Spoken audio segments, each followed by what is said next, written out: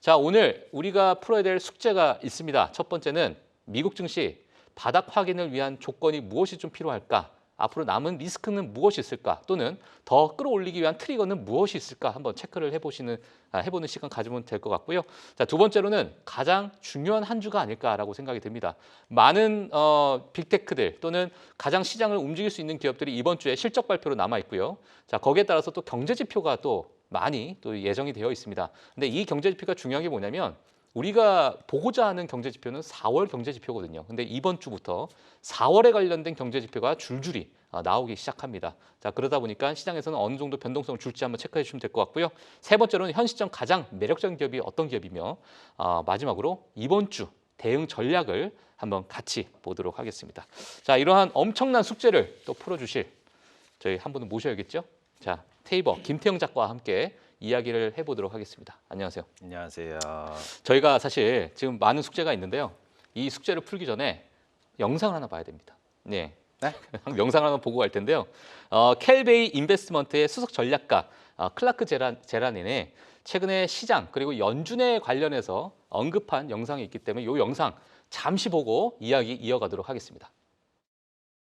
We could be in a recession right now. And when I say that, I mean a technical recession. In 2020, for example, we were in a recession and we didn't even know we were in one until we were out of it.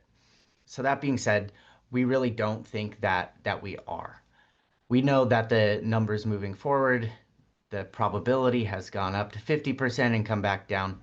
But we really think that if we see the hard data come out as it has, and we see progress on tariffs, the most important thing is going to be material progress on either tariff exemptions or bringing tariffs down. That's the only way that we're going to get out of this.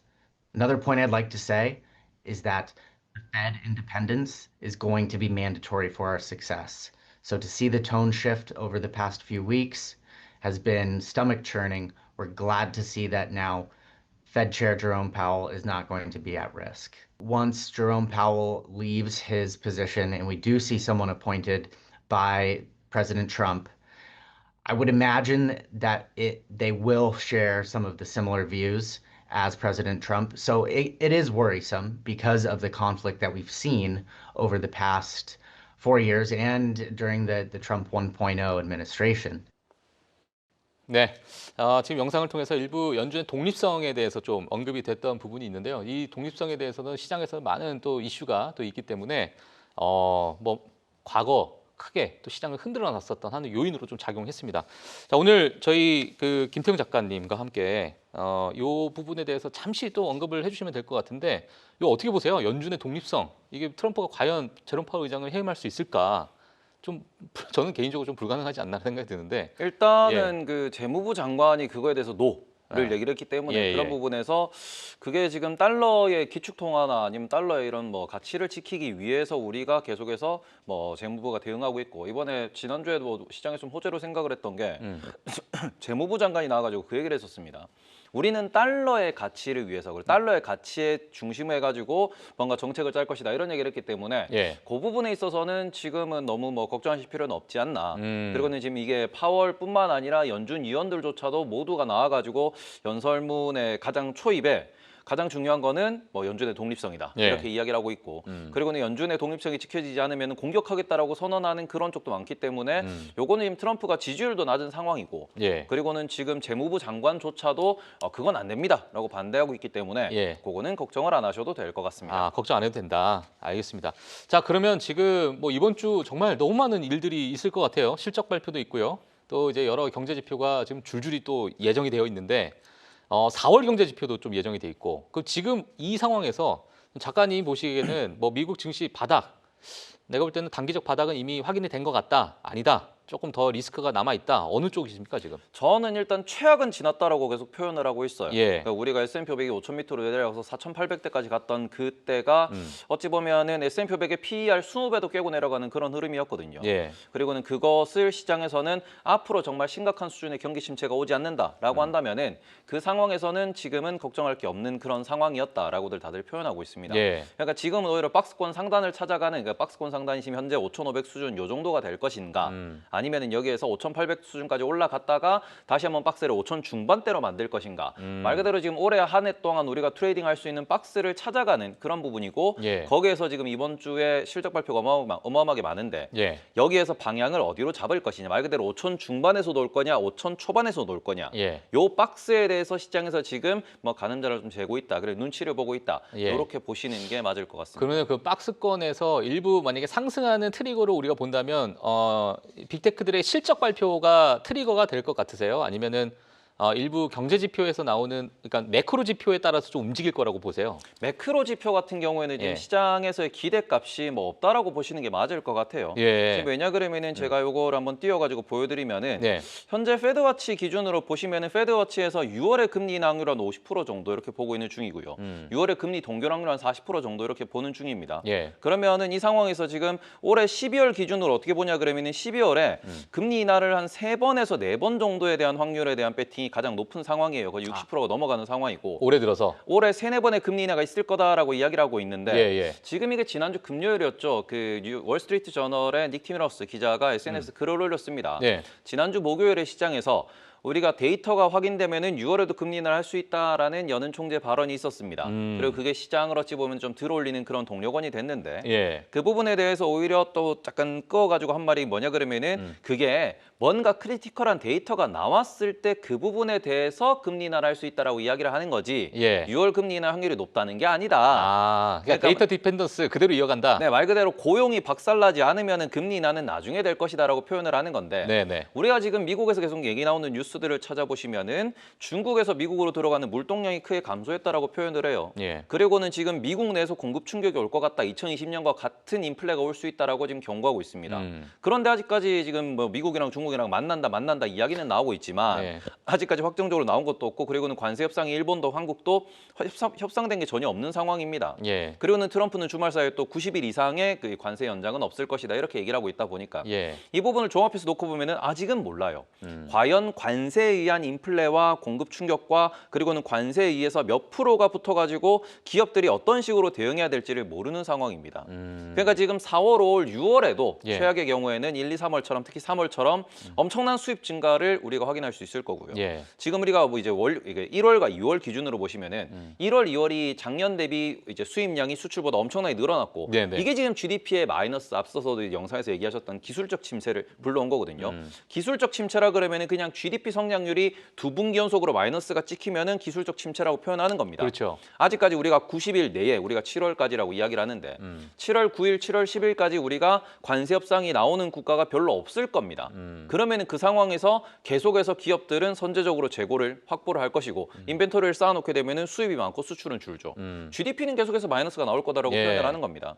그러면은 이 상황에서 GDP가 계속 마이너스로 잡히고 있고 그럼 기술적 침체는 왔고 실제 경기 침체, 실제 가격 인상, 실제 인플레이션, 실제 고용 둔화는 연말에 나온다. 연말에. 네, 예. 그렇게 표현을 하는 거거든요. 그러니까 지금 우리가 봐야 되는 건 박스권을 말씀드리는 이유도 뭐냐 그러면은 예. 지금 여기에 이제 실적에 대해서 쭉 보시면 이번 주에 나오는 실적 볼게요. 오늘 아까 도미노 말씀해 주셨습니다. 도미노뿐만 아니라 오늘 6코 실적 발표 나오고 테라다인의 케이던스 디자인 시스템, 암코 같은 애들도 실적 발표가 나와요. 특히 지금 여기 잘렸는데 요 밑에 암코, 여기 저 밑에 암코 있어요. 암코 네. 여기. 요 기업은 이제 우리나라 기업들도 많이 아실 겁니다. 과거 아남전자에서 반도체 하던 그 사업부가 예, 요렇게 저렇게 돼가지고 지금 미국 기업으로 인수가 된 상황이고 예. 이 기업이 패키징에서 되게 큰 포인트를 차지하는 기업입니다. 그러면은 패키징 수요가 어떻게 됩니다라는 얘기가 나올 거고 그러고는 그 다음에 또 비자, 스타벅스, 스냅 같은 경우에도 실적 발표 나오죠. 스냅은 지금 실적이 그래도 좀 잘 나올 거예요. 왜냐하면 구글의 온라인 광고가 좋았기 때문에. 네네. 그러면은 여기에 또 우리 쿠르브라고 있어요. 이 친구 같은 경우에는 애플의 또 밸류체인입니다. 그러면 애플이 어떻게 될 것이냐 이것도 미리 우리가 봐야겠죠. 그러고 난 뒤에 이번 주에 목요일 보시면은 아마존과 애플이 있습니다. 애플이 지금 매우 중요하다고 보실 수 있는데 애플 생산 중국에서 합니다. 애플 소비 중국이 아주 커요. 그렇죠. 그리고는 애플 소비의 가장 큰 시장은 미국이지만 중국에서 만들어져서 미국으로 들어오는 관세에 의해서 얼마나 가격이 올라갈지를 아직까지 모르는 상황이고 예. 조금 시장에서 지금 불안하게 생각할 수 있는 거는 지난주에 우리가 그 T모바일에서 실적 발표를 했는데 단도직입적으로 얘기했습니다. 우리 고객들이 올해 핸드폰 안 바꾸려고 한다. 교체 수요가 상당히 줄어들 것 같다. 네. 라고 경고를 했습니다. 네네. 근데 그거는 직접적으로 애플에 타격이 가는 그런 이슈고 애플은 왜 그런지 이유가 다 있는 상황이거든요. 그러니 이런 부분을 우리가 종합적으로 놓고 보시면 이번 주에 마이크로소프트, 메타, 아마존, 애플 지금 실적 발표 보시면 대부분 아는 기업들입니다. 다 로고를 한 번씩 보셨을 만한 그런 기업들이에요. 그렇죠. 그럼 얘네들이 실적 발표를 하면서 도대체 관세에 의한 두려움을 얼마나 표현하는가? 그리고는 그런 부분에 있어가지고 지금 시장에서 제일 걱정하는 거는 전년 대비 아니면은 작년 연말에 우리가 추정했던 S&P 500의 EPS가 그렇죠. 우리가 주당 순이익이 얼마나 떨어질 거냐라는 건데 지금 보시면은 소비가 둔화되는 것도 EPS가 줄어드는 거예요. 예. 매출이 줄어들고 순이익이 줄어들겠죠. 그런데 여기에서 우리가 관세가 붙어서 매출은 늘었어. 하지만 세금으로 나가는 게 많아지니까 이익은 줄어들어. 그럼 이 이익 줄어드는 분이 얼마나 줄어드는 데를 몰라요. 중국이랑 관세에 대해서 지금 뭐 35%를 때린다고 했더니 그다음에 또 뭐 핸드폰은 어떻게 하고 반도체는 어떻게 할 것이며 예. 의약품은 또 어떻게 할 것인지가 예. 아직까지도 결정이 안 났습니다. 그럼 이게 결정이 날 때가 언제냐라는 건데 그걸 모르죠. 근데 애플은 사실 지금 인도에서 만드는 양을 전부 다 뭐 미국이 어느 정도 수요를 할 수 있는 정도의 양을 지금 인도에서 생산할 수 있다. 뭐 이러한 이야기도 지금 애플에서는 좀 나오고 있는 건데. 그거는 데이터상으로는 아직까지 불가능한 걸로 알려져 있습니다. 아, 그래요? 네. 그래서 이제 뭐 그런 뉴스들이나 뭐 이런 것들이 뭐 물론 이번에 애플 가이던스에서 어떻게 또 이제 나올지 우리가 좀 봐야 될 것 같은데 여전히 지금 뭐 관세가 어느 정도 영향을 줄지에 대해서 전혀 모르기 때문에 뭐 이런 부분은 이 가이던스에 의존할 수밖에 없는 그런 상황이겠네요, 결국에. 그럼 결국에는 이 가이던스를 보고 시장에서 어느 정도의 이제 EPS 감소가 있을 것이다라는 부분을 이야기할 것이고요. 특히 예. 미국은 우리가 잘 아시다시피 한국은 뭐 실적에 대해서 무슨 얘기를 하든 아니면 뭘 얘기했다가 주주의 뒤통수를 치더라도 CEO나 이게 대주주 오너들이 아무 문제가 없어요. 그런데 미국은 팀쿡 같은 경우에 6천억이나 벌금을 냈습니다. 6천억을 주주한테 배상했어요. 왜냐 그러면은 2017년인가 그랬을 겁니다. 중국이랑 미국이랑 항상 한참 분쟁이 있었을 때 그 당시에 팀쿡 CEO가 우리 중국에서 판매 잘하고 있습니다 라고 얘기하고 다음 달부터 중국 판매가 박살이 났거든요. 그래요? 그러면서 이게 IR에서 그 얘기를 했다가 팀쿡 CEO의 그 말을 믿고 주식을 보유했던 주주들이 집단 소송을 걸었어요. 소송 걸었어요. 이게- 2017년이에요? 네, 그게 배상이 예. 6천억이 나왔어요. 예. 팀쿡 개인이 그걸 주주들한테 6천억을 배상하게 되던 사건입니다. 예. 그때랑 똑같은 일이 발생하고 있는 거예요. 그럼 이번에는 팀쿡 CEO가 어느 정도로 이걸 보수적으로 발표할 것인지에 대해서 보셔야 되고 예. 저는 오히려 지금 우리나라 시간 기준으로 금요일 새벽입니다. 월화수목 주가 올라가면 오히려 이건 악재라고 생각합니다. 월화수목까지 네. 올라가면 악재다? 네. 왜 그렇게 생각해요? 목요일 장마치고 실적 발표가 나거든요. 그렇죠. 월화수목까지 쭉 이렇게 주가가 만약에 올라간다라고 하면은 예. 오히려 제로섬유로서 애플 실망으로서 오히려 공매도가 들어오겠죠. 예. 박스권을 만들러 간다라고 이야기를 하고 있는데 만약에 월화수목이 5,500대에서 계속 이렇게 이제 좀 힘싸움을 한다라고 하면은 예, 예. 오히려 금요일 날 우리나라 시간 금요일 날 프리장에서 어떤 식으로 움직이냐 애프터마켓에서 움직이는 그 방향성에 따라 가지고 오히려 위아래가 결정이 되겠으나 예. 지금 보시면은 요 차트 좀 띄워주시면은 이번 주가 끝나면은 주요 기업들 실적 발표 다 끝납니다. 보시면은 지금 다음 주에는 팔란티어, 온세미, 그다음에 AMD, 아리스타네 네트워크, 그다음 포티넷, 이팸 요런 데밖에 안 남았고요. 엔비디아가 5월 28일이에요. 5월 28일. 네, 그렇죠. 그리고 그 사이에 우리가 FMC도 있는 거고요. 예. 이렇게 되면은 또 5월 28일까지 가면은 5월 달 실적을 보자. 5월 달에 대한 그런 경제 지표 그 다음 주에 바로 고용 지표 나오겠죠. 그러면 그런 이야기들이 나오고 그럼 6월로 넘어가면은 6월에 선언 만기 있습니다. 이러니까 지금 이번 주의 방향성이 6월 선언 만기까지의 미국 증시의 방향성을 결정할 그런 어찌 보면 이게 만약에 이번 주에 빠진다 그러면 거기가 6월까지 고점이 될 수 있어요. 예. 그렇기 때문에 이 부분에 있어서 이번 주에 기술적으로 보시더라도 어느 포인트에서 시장에서 매도가 쏟아지기 시작하느냐를 매우 중요하게 보셔야 되고 그게 우리가 지금 현재 할 수 있는 거는 그동안 빠져가지고 최악은 지났다 살만하다 해서 사신 분들이 이제는 박스 상단이네 현금 좀 확보하자 예. 지금은 팔아야 될 때네 라는 기술적인 매도가 나올 수 있는 그런 주간이다. 그러니까 일부 정말 어떤 트레이딩의 영역에 있는 그런 시장이 될 수밖에 없겠네요. 지금. 네, 이번 주에는 그래서 저는 오히려 매수를 하기보다는 매도 자리를 봐야 되는 그런 한 주지 않나라고 생각하고 매도 자리를 있습니다. 봐야 된다. 네. 오, 알겠습니다. 그러면 지금 작가님께서 보시기에는 지금 이번 상반기에는 일부 뭐 트레이딩 관점을 좀 보실 수 있는데 만약에 조금 우리가 뭐 물론 지금 관세가 뭐 정해지지 않았기 때문에 우리 예측하기 좀 힘들겠지만 이러한 여러 가지 안 좋은 어떤 매크로 지표들은 하반기에 많이 쏟아져 나올 가능성이 좀 크다 이렇게 보고 계세요? 지금 미국에서도 대부분의 IB들이 이야기하기에는 올해 하반기가 지금 경기 침체에 대해서 우리가 좀 경계를 해야 되는 그런 경계하고 있다. 상황이다라고 이야기를 하고 있는 거고요. 예. 지금 어찌 보면은 당장 미국에서 소비가 땡겨져서 소비가 발생하고 있어요. 예. 관세가 붙는다, 가격이 오른다, 미리 사야죠. 핸드폰을 미리 바꿨고 차도 미리 바꿨고 다 미리 바꿨단 말입니다. 예.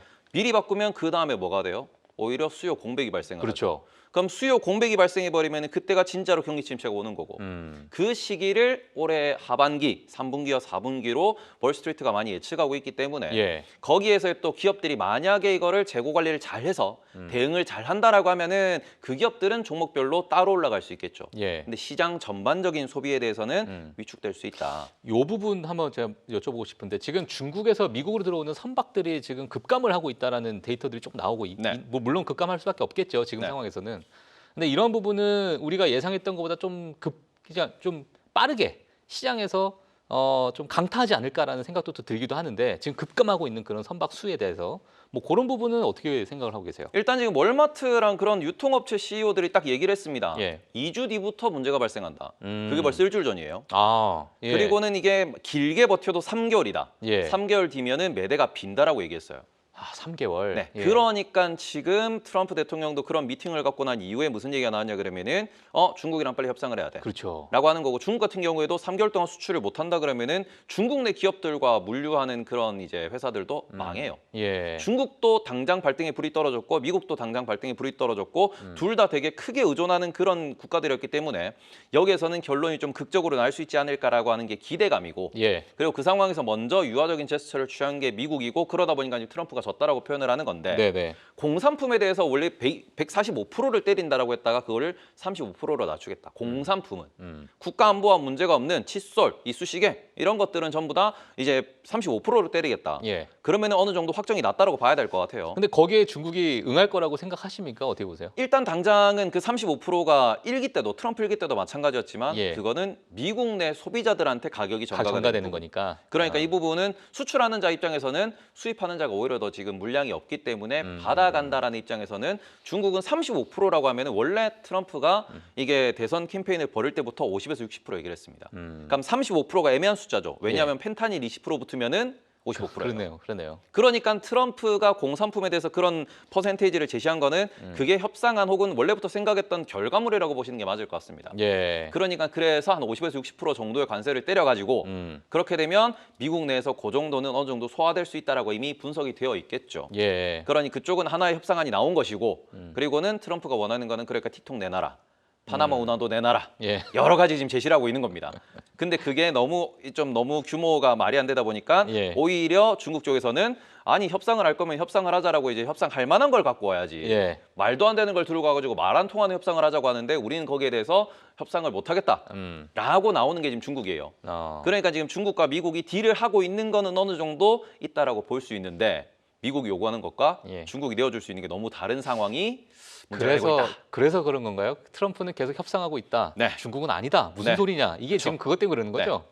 알겠습니다. 자, 이제 일단 시간 관계상 저희가 또 여쭤봐야 될 게 많은데 지금 상황에서 많은 투자자분들이 바이더딥의 어떤 양상을 좀 보이고 있다라는 데이터를 좀 나오고 있어요. 네. 그렇게 뭐 자산을 많이 팔지 않더라. 뭐 이러한 이야기가 있는데 일단 뭐 그 이유는 뭐라고 좀 생각하고 계시는지 좀 궁금하고요. 지금 작가님께서 보시기에는 이러한 상황 속에서 우리가 만약에 포트폴리오를 조금 그래도 조정을 한다면 뭐 지난주에 나오셨을 때 S&P 500에 대해서도 말씀을 해주셨지만 뭐 일부 뭐 이런 의견도 있습니다. AI 시대라는 것은 계속 올 거기 때문에 AI 소프트웨어 기업들, 특히나 관세와는 조금은 거리가 먼 이런 기업들을 우리가 공략하는 게 어떤가 이런 의견들도 지금 많이 나오고 있거든요. 작가님께서는 어떻게 생각하고 계세요? 이번에 실적 발표에서 서비스나우 지난주에 실적 발표하고 이제 급등하는 모습을 보였었습니다. 맞아요. 그런데 이게 서비스나우에서도 무슨 얘기했냐 그러면 우리는 오히려 글로벌 공급망 이슈에서 그리고 AI 시대에서 뭔가 우리는 더 앞서 나갈 수 있다라는 표현을 했습니다. 소프트웨어로 넘어가는 건 마찬가지예요. 그건 맞다라고 보셔야 되는데 예. 지금은 단기적인 박스권 수급 매수 매도에 의해서 우리가 본다 그러면은 오히려 저는 단기적인 관점으로 보실 거면 테슬라와 엔비디아를 보는 게 맞다. 아, 단기적으로 보게 네, 되면 장기적으로 3년, 5년 동안 모아 가실 거면은 예. 지금 여기 소프트웨어에 있는 세일즈포스라든지 서비스나우라든지 여러 기업들이 있습니다. 어. 이런 기업들을 투자하는 게 맞겠죠. 예. 하지만 여기서 만약에 단기적으로 보신다 그러면 엔비디아가 지난 금요일 날 단기 추세선이 이렇게 있습니다. 이 단기 추세선을 뚫고 올라오는 모습을 보이고 있어요. 예. 앞서서도 잠깐 프리장 언급하실 때 이제 엔비디아가 빠지고 있다고 말씀을 해주셨는데 지금 여기서 빠지고 있는 부분을 확대해서 딱 보시면은 원래 추세선을 버티고 있는 중이죠. 아. 그래서 여기서 만약에 추세선을 버틴다 그러면은 이게 완전히 150불에서부터 내려오던 큰 추세선이 있습니다. 저 상반부터 위에서부터 내려오던 요 추세선 기준으로 보시면은 지금 딱 110불과 120불 사이에 있어요. 그러니까 110불과 120불 사이에서 뭔가 이런 움직임이 보일 것인가? 예. 그게 아니면은 오히려 다시 한번 떨어지면서 90불대로 내려갈 것인가? 그러니까 단기적으로는 이런 데서 롱숏을 하시면 좀 더 수익률을 빠르게 얻을 수 있겠죠. 지금은 이게 말 그대로 매수를 해야 되는 자리, 매도를 해야 되는 자리라고 겹치는 그 부분, 예. 말 그대로 추세선에 딱 걸려 있는 상황이기 때문에 예. 이 상황에서 만약에 주간으로 놓고 한번 본다, 짧게만 놓고 본다라고 하시면은 지금 엔비디아 그리고는 테슬라 같은 경우에 보시면은 테슬라가 지금 살짝 더 올라가고 있어요. 하지만 그러네요. 200일선 빨간 선이라고 하는 200일선 그체 지금 이제 좀 막혀 있는 상황이고요. 제가 그어놓은 선이 언제냐 그러면은 11월 5일입니다. 아. 요때 갭 상승, 트럼프 갭 상승했던 요 라인에 지금 어찌 보면은 매물대가 상당히 많은 상황이에요. 뚫리면은 쇼커버가 나올 만한 자리입니다. 근데 그 뚫리면은이라고 하는 부분에서 위에 보시면은 빨간색 선이 하나 있죠. 요게 200일선이에요. 그 200일선이에요? 네, 미국 투자자들이 가장 중요하게 생각하는 네. 200일선입니다. 만약에 뚫리면은 330불까지 열려 있어요. 예. 여기서 만약에 매도가 나온다 그러면은 전고점에서 내려오면은 220불 수준까지 다시 내려갈 수 있습니다. 아. 그러니까 이렇게 되면은 롱숏 테슬라의 차트를 보면서 엔비디아의 차트를 보면서 나스닥 기준에서도 롱숏을 같이 들어갈 수 있는 자리이기 때문에 예. 길게 보시면은 AI 소프트웨어 사는 게 맞습니다. 예. 근데 그러한 투자 목목 같은 경우에는 많이들 싫어하시잖아요. 그렇죠. 그래서 지금 이쪽으로 차라리 많이 좋아하시는. 나스닥을 사시던가, 예. 그죠? S&P 500을 사신다, 아니면은 소프트웨어 기업들을 사신다라고 하는 거는 적어도 3년을 보시고 트럼프 다음 정권을 보시고 예. AI 다음 로봇을 보실 때 그쪽을 보시는 거예요. 예. 그게 아니다 그러면은 지금은 엔비디아와 테슬라, 나스닥으로 방향성 매매를 하시는 게 훨씬 더 수익률에는 유리하더라. 알겠습니다. 아이고, 오늘 또 너무나도 시원하게 또 말씀해 주셔가지고 많은 투자자분들께서 많은 도움이 되시지 않을까 생각이 듭니다. 자, 오늘 저희 테이버 김태형 작가는 여기까지 이야기를 해보도록 하겠고요. 또 다음 시간에 또 뵙도록 하겠습니다. 감사합니다. 네, 프리마켓 뉴욕 지금 시장에서는 일부 조정을 좀 주고 있는 기업들도 분명히 있고요. 또 테슬라 같이 일부 상승하는 기업들도 분명히 있습니다. 이번 주 실적 발표 기업들 너무나도 많이 쏟아져 나올 예정이고 경제 지표도 많은 4월 경제 지표가 또 예정이 되어 있습니다. 자, 그 부분 저 프리마켓 뉴욕과 함께 같이 업데이트를 해드리도록 하겠습니다. 자, 오늘 여기서 저희는 마치도록 하겠고요. 시청해주신 여러분 감사합니다.